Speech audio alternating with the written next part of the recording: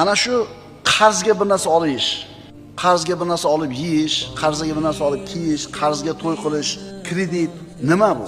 Bu inson o'zining ertangi kunini bugun sotib qo'yishi. Kredit yoki qarzga olingan mana shu buyumlar hali topmagan pulini sarflab qo'yishi. Ya'ni inson ertangi kunini, ertangi kuchini, ertangi mehnatini bugungi kun uchun sotib qo'yishi. Siz hali ertangi kun yashaysizmi, yo'qmi, uni sotib qo'ydingiz. Amir al-Mu'minin Umar ibn Xattob roziyallohu anhudan o'g'li bir kuni pul so'radi. Xalifani qo'lida puli yo'q. Xazinachidan so'rab turmaylikmi, keyingi oyligingizning hisobidan? Bo'pti, bor so'ra dedi. Borib turib xazinachiga aytdi. Otami keyingi oyligini hisobidan, keyingi maoshini hisobidan menga pul berib turasiz ekan dedi. Xazinachi xalifa buyurdi deb shart qildimi? Yo'q.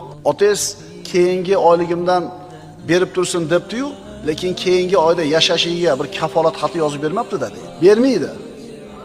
Qaytib kelib turib otasiga Amir al-Mu'mininga